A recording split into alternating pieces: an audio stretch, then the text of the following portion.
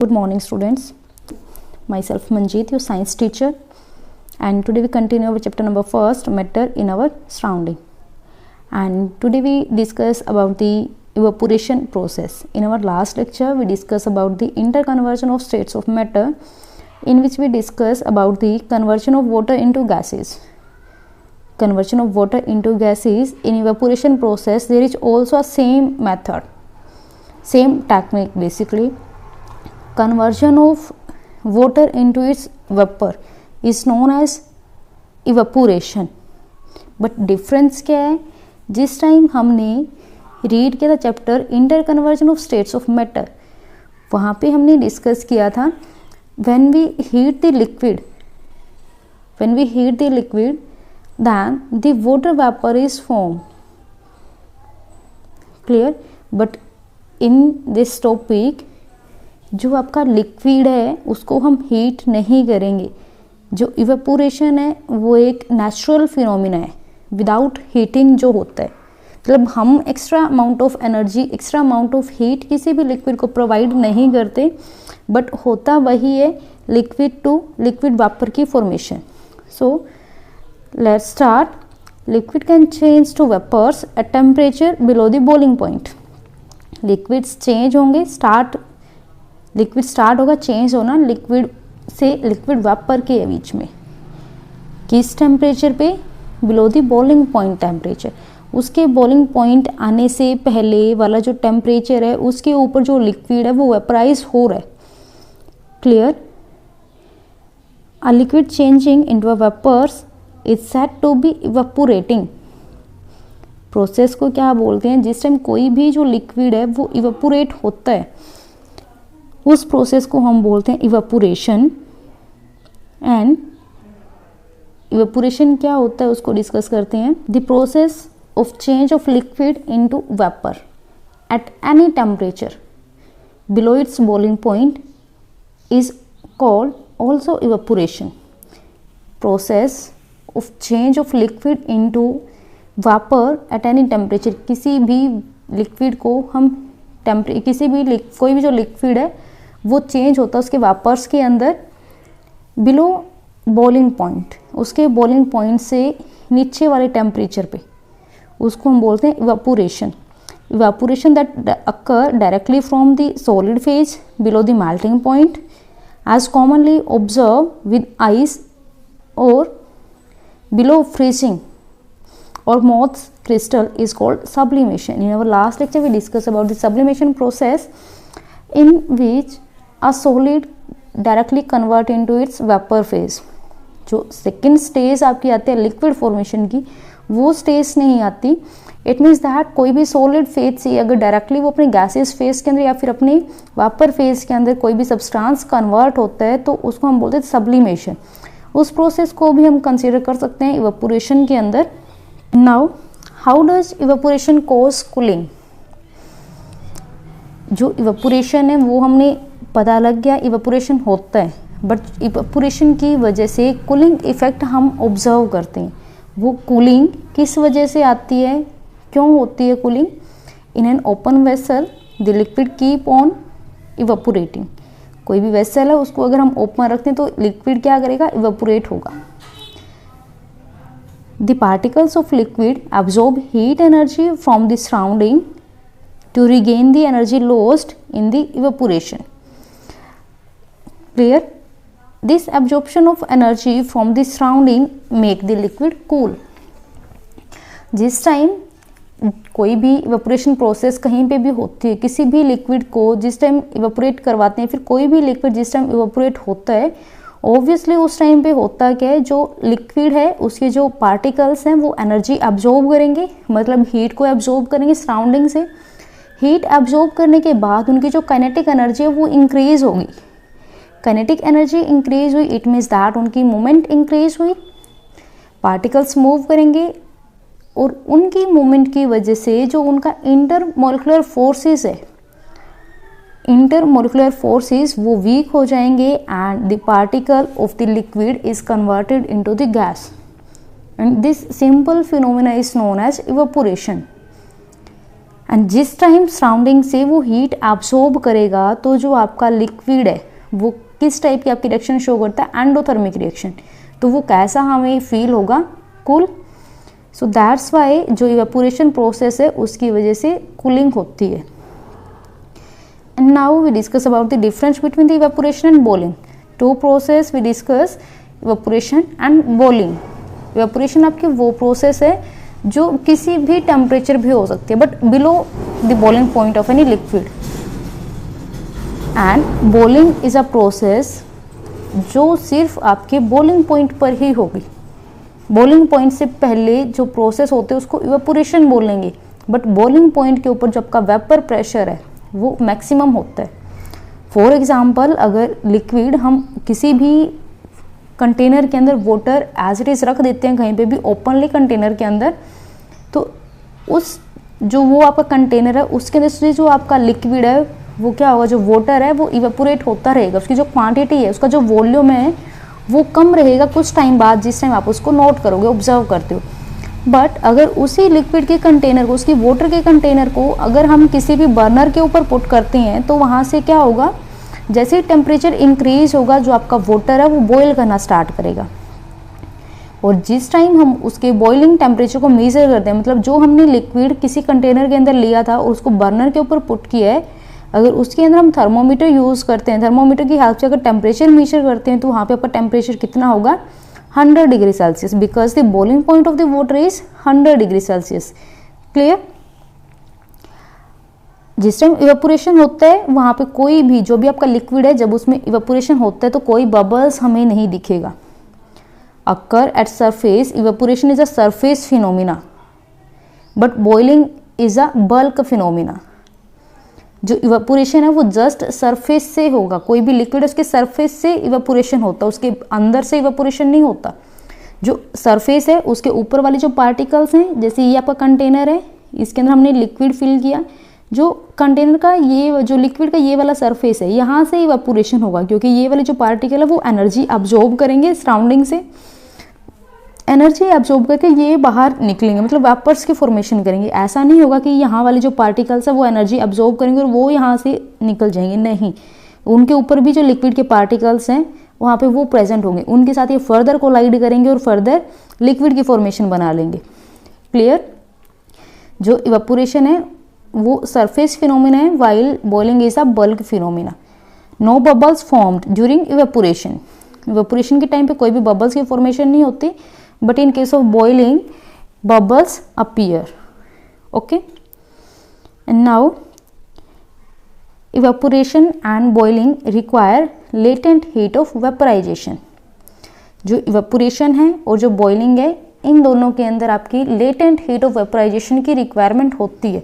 The minimum amount of energy, latent heat क्या होती है, the minimum amount of energy that require to change a particle of a liquid into its vapor phase. Clear? And now पहले हमने जो आपकी second third slides थी उसके अंदर हमने क्या डिस्कस किया है, जो इवेपोरेशन है उसकी वजह से कूलिंग इफेक्ट आता है। अब हम एग्जांपल कंसिडर करते हैं, जो कूलिंग इफेक्ट है वो हम कहाँ ऑब्जर्व करते हैं अपनी डेली लाइफ के अंदर। So first example is sweats come out of the pores, evaporates, thus taking energy away from the skin, so we feel cool. जिस टाइम स्वेट आता है, पसीना आता है, हमारी बॉडीज़ के अंदर से ही आता है, वो पोर्स के थ्रू बाहर निकलता है, और जिस टाइम वो बाहर निकलता है तो जो हमारी बॉडी की जो एनर्जी होती है उसको वो साथ में लेके निकलता है, जिसकी वजह से पसीना आने के बाद हमें ठंड फील होती है, कूल हम फील करते हैं। So this is also example of evaporation. Next is on a humid day the air is full of water vapours. जिस टाइम ह्यूमस होती है, बारिश का टाइम जिस टाइम होता है, हम देखते हैं कि जो ह्यूमिडिटी है वो हो जाती है, ह्यूमस आ जाती है। जो ह्यूमिड डे है उस टाइम पे जो एयर है उसके अंदर वाटर वेपर्स होते हैं। This slow down the evaporation of sweat. और उस टाइम पे क्या होगा, जो इवेपोरेशन है, स्वेट का जो इवेपोरेशन है उसको वो स्लो डाउन कर देगा, कम कर देगा, क्योंकि एटमॉस्फेयर के अंदर जो आपकी एयर है वो कूल है, उसका जो टेम्परेचर है वो कम है, क्लियर। तो इवेपोरेशन वो नहीं होने देगा। Sweat stands to stay on the skin, जो स्वेट्स है उस टाइम हमारे स्किन पर ही रहेगा। और अगर इवेपोरेशन नहीं होगी इट मीन्स दैट जो पसीना था वो बॉडी पर ही है और उसने जो हीट अब्जॉर्ब की थी वो हमारी बॉडी पर ही है। सो उस टाइम पे हमें कोई कूलिंग इफेक्ट ऑब्जर्व नहीं होगा, सो वी फील हॉट, तो हमें उस टाइम पे हॉट फील होगा, clear. Now taking the next example of cooling effect of evaporation, you can easily catch a cold if you are wet. अगर हम wait होते हैं, गिल्ली होते हैं, तो हमें ईजिली कोल्ड हो जाते हैं। As you dry out latent heat taken from your body, अगर हम ड्राई आउट हो जाते हैं, मतलब जैसे ये यहाँ पे आपको डायग्राम दिखाया हुआ है, तो आप ईजिली अंडरस्टैंड कर सकते हो इस एग्जाम्पल की हेल्प से। If it is windy you can cool down even more, clear. And next is factor affecting evaporation, आपका मोस्ट इम्पोर्टेंट टॉपिक है फैक्टर्स अफेक्टिंग इवेपोरेशन। कौन कौन से फैक्टर्स हैं जो अफेक्ट करते हैं इवेपोरेशन को। Rate of evaporation increase by following factors, increase in surface area, second is increase in temperature, third is decrease in humidity, and fourth is increase in wind speeds. So let's discuss this factor one by one in detail. First is evaporation and particle motion.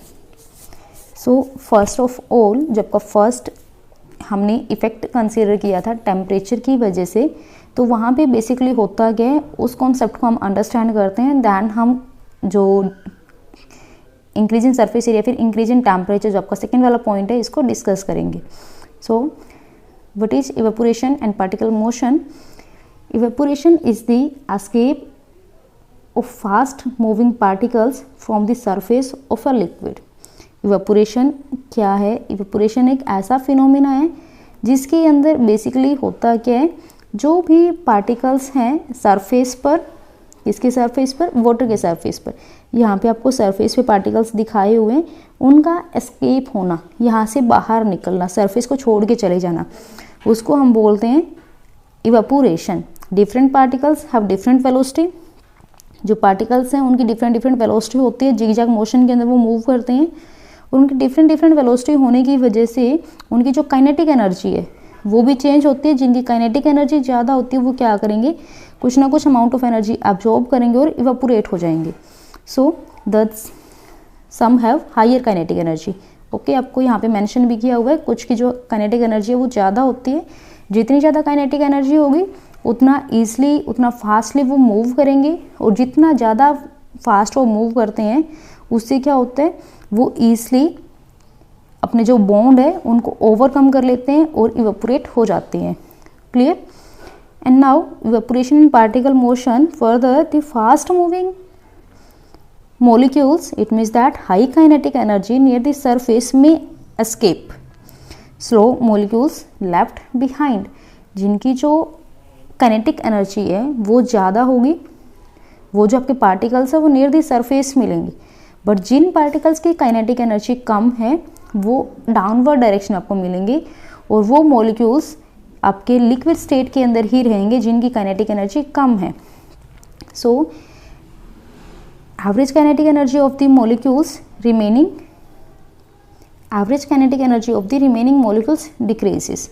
आपके पास क्या है, surface की half area के अंदर आपको यहाँ पे दिखाया हुआ है जो काइनेटिक एनर्जी इन पार्टिकल्स की ज़्यादा, वो नियर द सरफेस मिलेंगे, बट कुछ पार्टिकल्स यहाँ पे भी हैं जिनकी काइनेटिक एनर्जी कम है।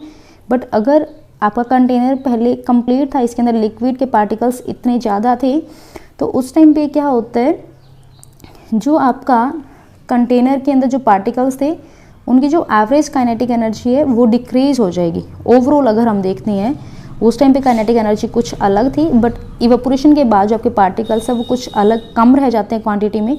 सो जो एवरेज काइनेटिक एनर्जी है रिमेनिंग मॉलिक्यूल्स की, जो लेफ्ट बिहाइंड रह जाते हैं, पीछे इवेपोरेट नहीं होते हैं, उनकी क्या होगी, कम हो जाएगी, और temperature of the liquid decreases, जिसकी वजह से जो टेम्परेचर है लिक्विड का वो डिक्रीज होएगा, क्योंकि जो काइनेटिक एनर्जी है वो डिक्रीज होती है।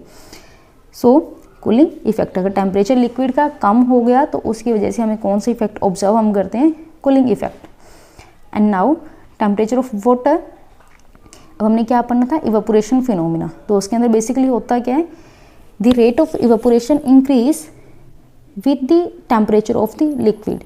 टेम्परेचर जितना इंक्रीज होगा लिक्विड का उतना ही ज़्यादा इवेपोरेशन फास्ट होगा, बिकॉज टेम्परेचर के साथ साथ आपकी जो काइनेटिक एनर्जी है वो क्या होगी, increase. Clear? Molecules have more kinetic energy, molecules move faster and evaporate easily. Now second point is surface area. अभी हम इनको डायग्रामिकली समझ रहे हैं, इसके बाद इनको थ्योरी के अकॉर्डिंग भी समझेंगे। So second is surface area. Surface area जितना ज़्यादा इंक्रीज होगा उतना ज़्यादा आपका जो लिक्विड है वो इवेपोरेट होगा। आप एज्यूम करो एक छोटे से कंटेनर के अंदर हमने पार्टिकल्स लिए हैं, उसके अंदर जो पार्टिकल्स हैं लिक्विड के वो क्लोजली पैक्ड हो जाएंगे क्योंकि वो पास रहेंगे, बट उसका जो सरफेस है वो कम हो जाएगा। फॉर एग्जांपल हम कंसिडर करते हैं हमारे पास एक कंटेनर ये है, इसके अंदर हमने ये लिक्विड लिया, यहाँ पे जो सरफेस एरिया है वो इसका इतना सरफेस एरिया है। एक हम इससे बड़ा कंटेनर लेते हैं जिसके अंदर जो सरफेस एरिया वो ज़्यादा है। अब इसका जो आपका सरफेस एरिया है, जो फर्स्ट वाला हमने कंटेनर लिया है, इसके अंदर आपके सिर्फ इस वाले एरिया के ऊपर जो पार्टिकल्स है वो आ सकते हैं। यहाँ पे सिर्फ आपका सरफेस एरिया इतना सा है, तो यहाँ से ही पार्टिकल इवेपोरेट होंगे क्योंकि evaporation is a surface phenomena. But जो आपका सेकेंड वाला कंटेनर है इसके अंदर जो आपका सरफेस एरिया वो बहुत ज़्यादा लार्ज है, तो यहाँ से आपकी पॉसिबिलिटी है कि जो लार्ज नंबर ऑफ मॉलिक्यूल्स वो इवेपोरेट होंगे क्योंकि सरफेस एरिया इंक्रीज़ किया है। क्लियर? सो इस वजह से सरफेस एरिया जैसे ही इंक्रीज करेंगे जो आपका रेट ऑफ इवेपोरेशन है वो भी इंक्रीज होगा। Longer the surface area more molecules can escape at the same time. एक टाइम पे आपके बहुत सारे जो मॉलिक्यूल्स हैं वो वेपर्स के अंदर कन्वर्ट हो सकते हैं। Greater is the surface area, greater is the rate of evaporation. Clear? And next point is humidity of air. If the air is humid it is full of water vapour. अगर air आपकी humid है, उमस है air के अंदर, नमी हम बोल सकते हैं, नमी है, तो उसका मतलब क्या होगा, जो वाटर वेपर्स हैं वो प्रेजेंट है कहाँ पे, एयर के अंदर। Clear? Water particles in vapour have greater chance to return to liquid because ये हमारा एटमॉस्फेयर है। एटमॉस्फेयर के अंदर हमें दिखाए हुए हैं लिक्विड्स। क्लियर? यहाँ पे एटमॉस्फेयर है, एटमॉस्फेयर के अंदर जो आपकी एयर है वो कैसी है, ह्यूमिड एयर है। अब ह्यूमिड एयर होगी तो उसका मतलब क्या है कि जो हमारे एटमॉस्फेयर है उसके अंदर वाटर वेपर्स हैं। अब पॉसिबिलिटी क्या होती है, जो आपके वाटर वेपर है, एटमॉस्फेयर उस जो टेम्परेचर है वो क्या होता है, डिक्रीज होता है, उस टाइम टेम्परेचर कम हो जाता है क्योंकि नमी है एटमॉस्फेयर के अंदर। तो टेम्परेचर कम होने पे क्या होता है, जो आपके वेपर फेज में लिक्विड है वो आपस में कोलाइड करके, वेपर फेज के अंदर जो आपके वाटर वेपर है, इट मीन्स दैट एटमॉस्फेयर के अंदर जो आपके वाटर वेपर है वो कोलाइड करेंगे और क्या बनाएंगे, लिक्विड की फॉर्मेशन। बट हम क्या पढ़ रहे हैं, इवेपोरेशन। अगर ह्यूमिड है एटमॉस्फेयर उस टाइम क्या होगा, जो वाटर के वेपर आपके एटमॉस्फेयर के अंदर प्रेजेंट हैं उनका ही चांस होता है कि वो आपके लिक्विड के अंदर कन्वर्ट हो जाए। अगर आपके एटमॉस्फेयर वाले वाटर वेपर ही लिक्विड के अंदर कन्वर्ट हो रही हैं तो यहाँ पे कोई चांस ही नहीं बनता कि हमारा जो लिक्विड है वो वाटर वेपर के अंदर कन्वर्ट होगा। सो दैट्स वाई जिस टाइम आपका ह्यूमिडिटी इंक्रीज होगा जो रेट ऑफ इवेपोरेशन है वो डिक्रीज करेगा। More humid the air the lower the rate of evaporation. Clear? अभी हमने डायग्राम के थ्रू समझा है, अब हम इनको एक थ्योरी के अंदर समझते हैं। Factor affecting evaporation. First is increase in surface area. If the surface area is increased the rate of evaporation is also increase. Clear? Increase in temperature. If the temperature is increased, the kinetic energy of the particle of water is also increased. So the rate of evaporation is also increased. And next is decrease in humidity. Humidity is the amount of water vapor present in air. Humidity की definitions हम देखते हैं, definition दे रहे हैं यहाँ पे। Humidity आपका क्या है, amount of water vapor का present होना कहाँ पे, air में। The air around us cannot more then a definite amount of water at a given temperature, so on decreasing the humidity the rate of evaporation is increased.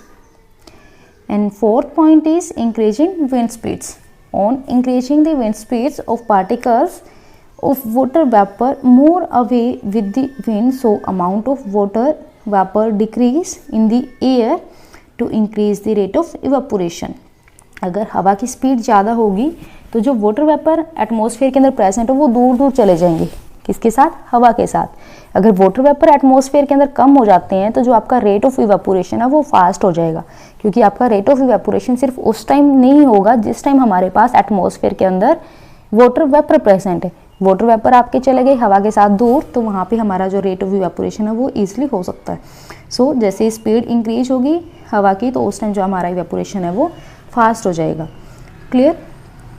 Rate of air, यहाँ से वो समझ लेते हैं wind speeds क्या है। If there is a breeze the particles that escape from the surface of water get blow down.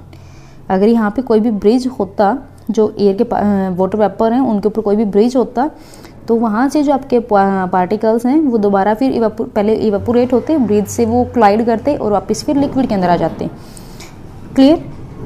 Fever particles in the water in the vapours return to the liquid. जो particles आपके above गए थे वो वापस फिर कहाँ आ गए, downward direction में लिक्विड के अंदर आ गए। अब bridge increase the rate of evaporation. Now let's discuss with the application of evaporation. So now what are the application of evaporation? First is cooling effect. During evaporation the particles of the liquid absorb the energy from the surrounding to regain the energy lost. This absorption of energy from the surrounding make the surrounding cool. For example sweat का example हमने लिया है। and अगर हम perfume, for example हम perfume spray करते हैं, अपनी हैंड पे स्प्रे करते हैं, तो वहाँ से क्या होता है जो परफ्यूम के पार्टिकल्स हैं वो हमारी बॉडी से हीट लेंगे और इवेपोरेट हो जाएंगे। और परफ्यूम जिस टाइम हम स्प्रे करते हैं तो उस टाइम हमें कूलिंग फील होती है। सो ये आपका एग्जांपल कंसिडर कर सकते हैं हम कूलिंग इफेक्ट के अंदर। एंड सेकंड इज, ये हमें एग्जांपल ही दिए हुए हैं यहाँ पे, we are able to sip hot tea milk faster from a saucer rather than a cup. ये आपके एग्जाम्पल्स ही हैं सब। Second application is to wear cotton clothes in summer. Basically आपकी एप्लीकेशन है कूलिंग इफेक्ट की या फिर इवेपोरेशन की। समर के अंदर हम क्या करते हैं, कॉटन्स के जो क्लॉथ्स हैं उनको वियर करना प्रेफर करते हैं। Why? In cotton clothes sweat is absorb faster than expose it to the atmosphere for the easy evaporation and hands to feel better we wear cotton clothes in summer. Cotton clothes के अंदर क्या होगा, जो sweat है, जो पसीना आएगा वो एब्सॉर्ब हो जाएगा, फास्टली एब्सॉर्ब करते हैं कॉटन के क्लॉथ्स। और जिस टाइम एटमॉस्फेयर के अंदर जो आपकी हीट है वो इंक्रीज होगी तो उस टाइम, क्योंकि समर के अंदर तो वैसे भी टेम्परेचर इंक्रीज होता है, तो जो एब्सॉर्ब स्वेट है कॉटन क्लॉथ्स के अंदर वो इवेपोरेट हो जाएगा।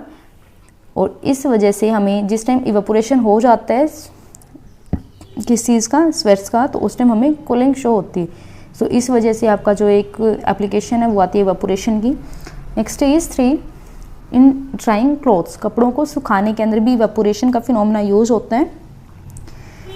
Clothes drawing faster when the rate of evaporation is high but in humid atmosphere the clothes do not dry so fast. जिस टाइम हमारा जो एटमॉस्फेयर है वो ह्यूमिड होता है, हम एग्जांपल लेते हैं विंटर एंड समर का। समर के अंदर जो आपके क्लॉथ्स हैं वो जल्दी ड्राई हो जाते हैं, बट इन केस विंटर जो क्लॉथ्स हैं वो काफ़ी टाइम, आप एज्यूम कर सकते हो 1 to 2 days लेते हैं ड्राई होने के अंदर। क्यों ऐसा होता है? क्योंकि इन विंटर जो आपकी एयर है वो ह्यूमिड होते हैं, वाटर वेपर प्रेजेंट होते हैं एयर के अंदर, but in case of summer season जो वाटर वेपर है वो प्रेजेंट नहीं होते एयर के अंदर due to increase in temperature. So summer season के अंदर जो क्लॉथ्स हैं वो जल्दी ड्राई हो जाते हैं due to evaporation phenomena in comparison to